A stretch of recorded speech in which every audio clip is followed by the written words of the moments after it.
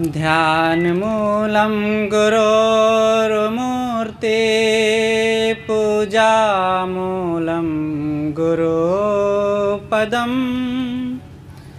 मन्त्रमूलं गुरोर्वाक्यं मोक्षमूलं गुरुकृपा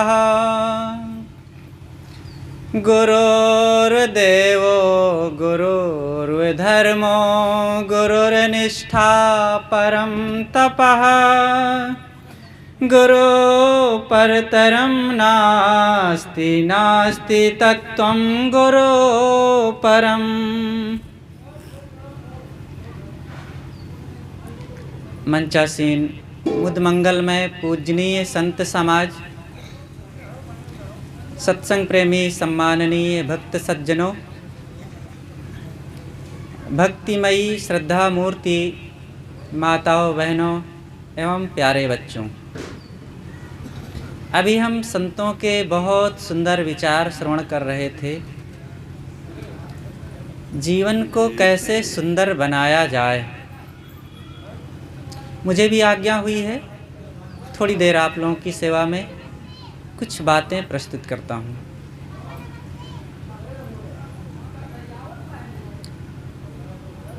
एक घर में एक बीड़ा था और वो बीड़ा बहुत पुराना, वो पितामह का बीड़ा था। और अब पितामह तो थे नहीं, पिताजी भी नहीं बजाते थे, लेकिन बीड़ा था, रखा था। अब वो जहाँ तहाँ रखा रहता था, धूल गर्दे उस पर पड़ते थे, सफाई करने में बड़ी असुविधा होती थी। और जब इधर उधर रखें तो आवाज़ उसमें थे आती, कर्कश आवाज़ आती। कहीं उसमें कुछ चीज़ें गिरती तब आवाज़ आती, रात में चूहे उस पर कूदते तब आवाज़ आती, बड़ा डिस्टर्ब होता। लोग घर के परेशान होने लगे। यह आवाज़ अनावश्यक आती है, कोई काम की चीज़ नहीं है और पड़ा है यूँ धूल गर्दा लगते हुए। एक दिन क्या किए कि एक व्यक्ति जो घर का था उसे उठाया और ले जा करके कूड़ेदान में डाल आया। कोई काम का नहीं है, पड़ा है, पुरानी चीज़ है, अब क्या करें, कहाँ तक पुरानी चीज़ों को घर में रखे रहें। डाल आया बाहर। एक पथिक उधर से निकला, उसने देखा कि यहाँ पर एक बीड़ा पड़ा हुआ है, धूल गर्दा और ढीला ढाला, इधर उधर सब, उसकी तारें भी ढीली ढाली थी, पड़ा था। गया, उठाया उसे, झाड़ा पोंछा, घर लाया और उसे जब साफ करके तार कस करके बजाना शुरू किया तो बड़ी अच्छी आवाज़ आई और उसे बजाने लगा। बहुत सुंदर आवाज़ आने लगी। देखिए, वही बीड़ा जब घर में पड़ा था, बजाना नहीं आ रहा था, तो वो घर में कूड़े की तरह पड़ा था। और उसी बीड़े को जब बजाने वाले व्यक्ति ने कलाकारी से सावधानी से बजाना शुरू किया, तब मधुर आवाज़ आने लगी, कर्णप्रिय आवाज़, जिसको सुन करके लोग मंत्रमुग्ध हो जाते।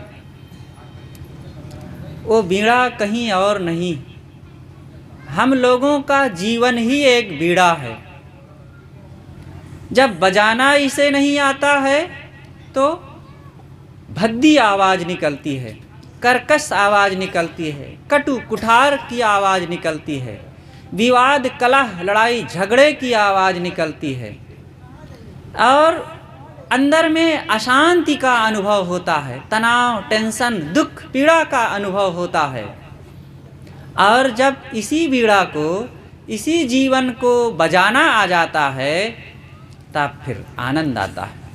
सुनना चाहते हैं लोग, वही बीड़ा को कोई सुनना नहीं चाहता था, लेकिन जब कलाकार का हाथ लगा, उसने साफ करके उसकी तारों पर उंगलियों को जब फेरना शुरू किया तो लोग बैठ करके सुनते, कितनी मधुर आवाज़ है। हम अपने जीवन के भी तार को जरा कसें। और इसमें भी जरा कलाकारी से हाथ फेरना शुरू करें, देखिए कितनी अच्छी आवाज़ आएगी। आप मत सोचिए कि हम तो बस साधारण खाते पीते एक इंसान मानवाकार प्राणी हैं। नहीं, आप दुनिया के एक अद्भुत प्राणी हैं, अद्भुत। ऐसा प्राणी और कोई नहीं है। कहा जाता है 84 लाख योनियां हैं जीवों की, और उसी में से एक आप हैं, एक हम हैं, वही हैं। 84 लाख में से कोई एक इतना महान हो सकता है, ये बड़ी अद्भुत बात है। और वो कौन हो सकता है? आप और हम ही तो हैं, मनुष्य ही तो है। और उस मनुष्य को साधारण कह देना और साधारण मान लेना, फिर उसको नीच तुच्छ और किसी प्रकार से तिरस्कार की दृष्टि से देखना, ये बहुत बड़ी नासमझी है। इतने कीमती वीणा को बजाना नहीं आएगा तब यही होगा। हम जीवन की वीणा को बजाना सीखें और अच्छी तरह से बजाएं। बड़ा सुंदर अवसर है ये। और मानव जीवन के अलावा अन्य कोई समय है भी नहीं कि जहाँ बजा सकें। सदगुरु कबीर ने कहा है, तब चतिहो जब तजिहो प्राणा, भया आयान तब मन पछताना। जब अंतिम समय आ जाएगा तब लगेगा काश मुझे फिर से एक बार समय मिल जाता, जवानी मिल जाती, और फिर से एक दिन स्वस्थ शरीर मिल जाता तो कितना अच्छा होता। फिर से मैं जीवन को जी करके दिखा देता और नए ढंग से जीवन को जीना शुरू करता।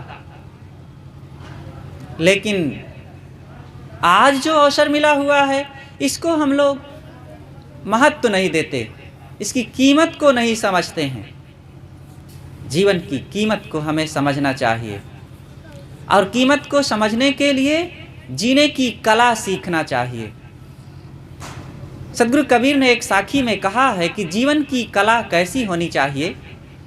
साहब कहते हैं, सरगुण की करी सेवा, निर्गुण का करु ज्ञान, सरगुण निर्गुण से परे तहाँ हमारा ध्यान। सगुण की सेवा करो और निर्गुण का ज्ञान प्राप्त करो। ध्यान इन दोनों से ऊपर की स्थिति है। तीन बातें हैं। भगवान के लिए कहा जाता है सगुण भगवान, निर्गुण भगवान। और कुछ लोगों को ये दोनों नहीं दिखते हैं, कुछ लोगों को दोनों दिखते हैं। सदगुरु अभिलाष देव जी की एक घटना याद आती है यहीं पर। गुरुदेव जी इसी अवध क्षेत्र से भ्रमण करके इलाहाबाद की ओर जा रहे थे। अयोध्या में रुकना हुआ। कुछ संतों का मन हुआ कि एक आश्रम में थोड़ा घूम लिया जाए। वैष्णव आश्रम है, वहाँ गए। बड़े योग्य प्रतिष्ठित संत गुरुदेव जी के मित्र थे वे। वहाँ गए, संतों को बैठाया गया। गुरुदेव जी को लेकर के वे संत ऊपर चले गए और बड़े खेद पूर्वक उन्होंने कहा कि साहब, ना बाहर दिखता है ना भीतर दिखता है। गुरुदेव जी ने कहा, आप कैसे ऐसे कह रहे हैं? हमें तो बाहर भी दिखता है, भीतर भी दिखता है। बाहर इन प्राणियों का समूह भगवान, ये सगुण भगवान है, और इनके साथ सुंदर बर्ताव करना, सुंदर स्वभाव से सुंदर वाणी बोलना, सेवा सद्कर्म करना और मिलजुल करके प्रसन्नता पूर्वक रहना, ये सगुण भगवान के दर्शन करना है। और भीतर सबके अंदर में वो आत्मा बैठी हुई है। इस आत्मा का सत्कार करना, ये मानव जीवन में जो ये पहुना आया हुआ है, फिर से नहीं आएगा। इस सुंदर भवन में, मानव शरीर रूपी सुंदर भवन में ये पहुना, जीव रूपी पहुना, और उसको समझना, आत्मा की पहचान करना और उसको दुखों से, वासनाओं से, विकारों से मुक्त करना, ये भीतर निर्गुण भगवान का दर्शन करना है। तब वे चुप हो गए। देखने की दृष्टि होनी चाहिए। अगर हमें देखना नहीं आएगा तो हम नहीं देख पाएंगे। जिंदगी अगर जीना आता है हमें तो हर हाल में हम खुश रहेंगे। गरीबी हो तो, अमीरी हो तो। गरीबी है तो अच्छी बात है, ठीक है, मेहनत करें, परिश्रम करें, गुजर बसर होगा, खाने में कमी नहीं होगी कभी। सोचें, बहुत अच्छा है, जीवन गुजर हो रहा है। ज़्यादा धन होता तो उसका उपयोग करो, कहाँ करो, कैसे करो। और ज़्यादा धन होता है तो प्रमाद बढ़ता है, कहीं बीड़ी पान सुपारी शराब, दोष दुर्गुण, जुआ, लड़ाई झगड़े, अहंकार आदि की तमाम लत लग जाती है और जीवन बिगड़ जाता है। अच्छा है, थोड़ा है, हमें अब कोई अहंकार की ज़रूरत नहीं और संभल करके जिएंगे और बढ़िया से जीवन बीतेगा। ये गरीबी का सदुपयोग है। और ज़्यादा धन है तो ठीक है, धन ना होता तो एक एक चीज़ के लिए, गुजर बसर के लिए बड़ी किल्लतें होती और बाल बच्चों के लिए असुविधा होती, आए हुए अतिथियों का स्वागत ना कर पाते, रहने बसने में असुविधाएं होती। अच्छा है, धन का उपयोग करें, अब दीन दुखियों में, गरीबों में, संतों में, ज़रूरतमंदों में हम खर्च करें और उसको हम सदुपयोग करें। ये अमीरी का सदुपयोग है। ऐसे आप स्वस्थ हैं तो, अस्वस्थ हैं तो, आप जवान हैं तो, बूढ़े हैं तो, किसी भी परिस्थिति का सदुपयोग करना आना चाहिए, बस फिर आप सुखी रहेंगे। यही है जीवन का सदुपयोग, यही है कलाकारी। गाड़ी बनाने की, कंप्यूटर बनाने की, मकान बनाने की, मशीनें बनाने की और कपड़ा सिलने की, नाचने और गाने की कलाकारियाँ लोगों के पास है। अनेक प्रकार के हुनर हैं, लेकिन जिंदगी में एक ऐसी कलाकारी होनी चाहिए जिस कलाकारी के द्वारा हम अपने मन की पीड़ा को समाप्त कर सकें, मन के दुख मिट जाएं। और वो कलाकारी है जीने की कला। बाहर की कलाओं से भीतर की कला अनमोल होती है। पूर्व प्रवक्ता देखो अभी जो बता रहे थे, बाहरी सौंदर्य से भीतरी सौंदर्य महान होता है। आप भीतर को सजाइए। बाहर की सारी सजावट थोड़े समय में फीकी हो जाती है। कितना भी आप सुंदर हों, थोड़े दिनों में बुढ़ापा आकर के सारी सुंदरता को रौंद डालेगा। कितना भी अच्छा कपड़े पहन लो, अच्छी गाड़ी ले लो, अच्छे मकान बनवा लो, थोड़े समय में वो सब बदल जाएगा, रंग में भंग होना है। लेकिन अगर आपके पास सुंदर विचार हैं, जीने का सही ढंग है, अच्छी सोच है, तो फिर आपके पास सब कुछ है। आप बुढ़ापे में भी बड़े प्यारे लगेंगे। अकेले में रहेंगे तो भी सुखी रहेंगे, भीड़ में रहेंगे तो भी आनंदित रहेंगे, चीज़ों की बहुलता में रहेंगे तो भी सुखी रहेंगे और अकिंचनता में रहेंगे, कम है चीज़ें तो भी आप सुखी रहेंगे। चीज़ों का बहुत बड़ा महत्व नहीं है, महत्व है जीवन जीने का, कैसे हम जीते हैं। तो मैं कह रहा था सदगुरु कबीर साहब की वो साखी कि सरगुण की करी सेवा, सगुण की सेवा करें। देखो ये सगुण भगवान बैठा हुआ है, इधर देवियां बैठी हैं, इधर देवता बैठे हैं। अब इनसे सुंदर भगवान और भगवती हमें कहाँ मिलेंगे। और इन सुंदर चलते फिरते दिखते प्रेम करते हुए और बोलते हंसते हुए देवी देवताओं को छोड़ करके नकली मिट्टी पत्थर के कठपुतलों को हम पूजें और उनके सामने सिर झुकावें, गिड़गिड़ावें, भोग मोक्ष मांगें, ये जीने की कला नहीं है। प्राणियों को भगवत दृष्टि से हम देखें और जब इनके प्रति सुंदर बर्ताव करेंगे, सच्चा भाव लाएंगे, तब आपको भगवान के दर्शन होंगे। एक संत के पास एक सज्जन आए और कहे, भगवान को दर्शन करने की हमें बहुत भूख है महाराज, और इतने दिन हो गए हैं भक्ति करते हुए, आज तक भगवान के दर्शन नहीं हुए। संत ने कहा, तुम कैसे हो? अरे भगवान के दर्शन तो रोज होते हैं, जाओ कल ही तुम्हें भगवान के दर्शन होंगे, सुबह से भगवान के दर्शन हमें तो होने लगते हैं, तुम्हें भी दर्शन होंगे, जाओ और भगवान के दर्शन रोज किया करो। तो वो सज्जन लौट करके घर आए, सोचे कि महाराज जी शायद कुछ प्रेरित करेंगे भगवान को, तो निश्चित ही वे आएंगे, दर्शन देंगे। और रात में खाया पिया और सोया। करीब 1 बजे का समय रहा होगा रात्रि का, दरवाजे से खट खट की आवाज आई। उसने सोचा कि शायद भगवान आ गए और वे जगा रहे हैं हमें।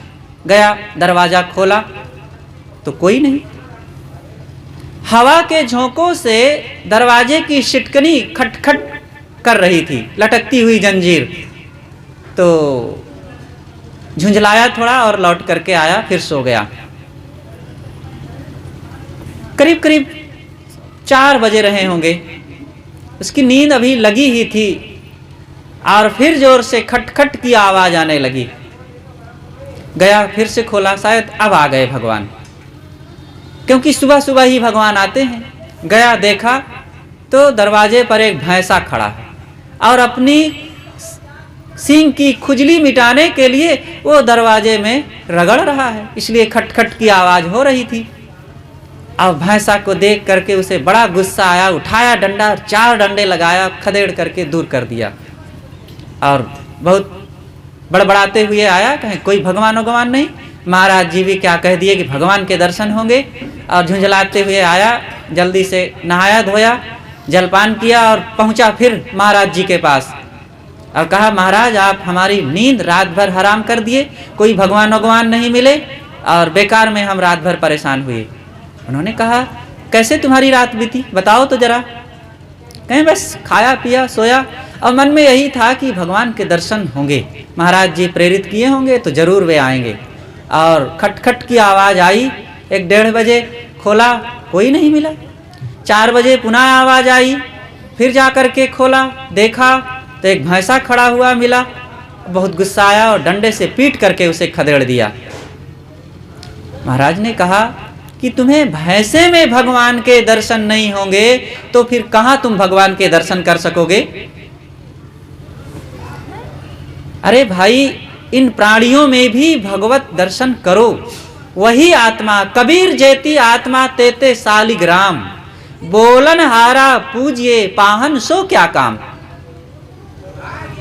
इन बोलते चलते फिरते खाते पीते प्राणियों में जो भगवान के दर्शन नहीं करेगा वो कहीं भी दर्शन नहीं कर पाएगा। जो सच्चे भगवान हैं उसका तो तिरस्कार करते हैं, उनका तो गला काटते हैं। अरे भाई, केवल मनुष्यों में ही नहीं, बकरी में भी भगवान को देखो, मुर्गी में भी देखो, सुअर में भी देखो, सभी प्राणियों में तो वही बैठा है। देखने की दृष्टि होनी चाहिए। और इन मनुष्यों में भी जो चलते, महात्मा ईसा जी ने कहा है कि जो भगवान खाता है उसको हम सताते हैं और जो खाता नहीं है उसको खिलाने का प्रयास करते हैं। जो खाता है, कौन खाता है? ये प्राणी, ये मनुष्य, ये समस्त जानवर, पशु पक्षी, ये खाते पीते प्राणी हैं और इनके अंदर दुख दर्द की अनुभूति होती है और इन्हीं की सेवा करने से इनको संतोष सुख की अनुभूति होगी। और किसी को दुख मिटा करके सुखी बना देना, ये सच्चे भगवान की सेवा है। और ऐसा अगर हम करते हैं तो हम भगवान के दर्शन कर रहे हैं। और यह करते नहीं हैं, बल्कि इन भगवानों को दुख देते हैं, मारते काटते सताते हैं। और जो बोल नहीं सकता, खा नहीं सकता, देख नहीं सकता, चल नहीं सकता और कुछ कोप और कृपा नहीं कर सकता है, उसके सामने त्वमेव माता च पिता त्वमेव बंधुश्च सखा त्वमेव करते हैं। अगरबत्ती जलाते हैं, भोग लगाते हैं, ठंडी में हीटर तपाते हैं, गर्मी में पंखा चलाते हैं। कैसी समझ है?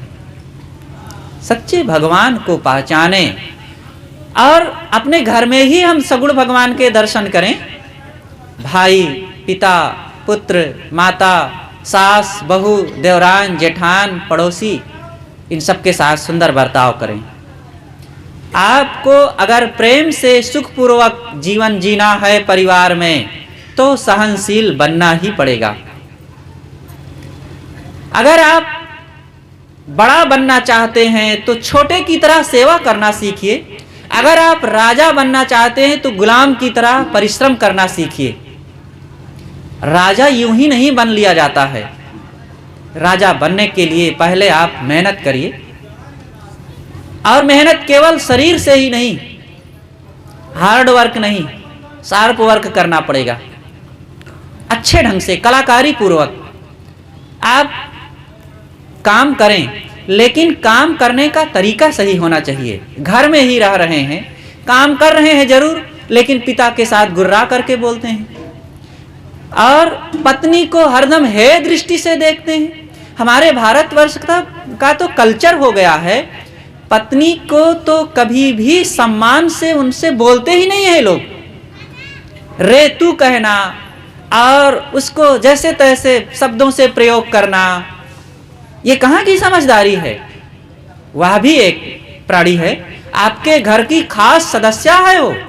आपके घर को, आपके बच्चों को, आपके माता पिता को, आपको वो संभालने वाली है, और आपकी घर की मर्यादाओं को संपन्न बनाती है, और आप उसी का अपमान करके कैसे खुशहाल रह सकते हैं। आप उसका सम्मान कीजिए, बच्चों को अच्छे संस्कार दीजिए, और अच्छे ढंग से आप घर में रहना सीखिए। ये है सगुण भगवान की सेवा। अपने घर से जब आप शुरू करेंगे, तब आप सच्चे अर्थों में सुखी हो पाएंगे। मैं कह रहा था कि सगुण की सेवा करो और निर्गुण का ज्ञान। निर्गुण भगवान कहाँ है? सबके भीतर बैठा हुआ है। वो दिखने की चीज नहीं, वही देखने वाला है, वही दृष्टा है। दृष्टा कभी दृश्य नहीं होता है, आत्मा ही दृष्टा है, और उसी आत्मा के रहने से शरीर चलता फिरता, हंसता बोलता डोलता है, खाता पीता है। वही निकल गया तो चाहे जितना सुंदर जवान पहलवान कोई हो, विद्वान कोई हो, और वो छोड़ दिया जाता है, तिरस्कृत कर दिया जाता है। इसलिए हम उस सच्चे भगवान को पहचाने। मैं कह रहा था कि सच्चा भगवान कहाँ है, इसलिए हम बाहर नहीं, उस सच्चे आत्मा को, उस सच्चे भगवान को हम पहचाने। तो हमें बाहर से कहीं मिलना नहीं है, भीतर में वो भगवान, भगवत स्वरूप आत्मा बैठा हुआ है। हम उसको पहचाने, और अपने कर्मों को, अपने स्वभाव को जब हम सुधारेंगे और अपने जीवन को पहचानेंगे, तभी हम सच्चे अर्थों में सुखी हो सकेंगे। सद्गुरु कहते हैं, निर्गुण का करु ज्ञान, और सगुण निर्गुण से परे तहा हमारा ध्यान। सगुण और निर्गुण से परे आपका वो दृष्टा साक्षी स्वरूप आत्मा है, और उसको पहचानना, उसमें स्थित होना, यही सच्चे अर्थों में सुखी होने का लक्षण है। अपनी बातें मैं यहीं पर समाप्त करता हूँ। बोलिए सद्गुरु देव की जय।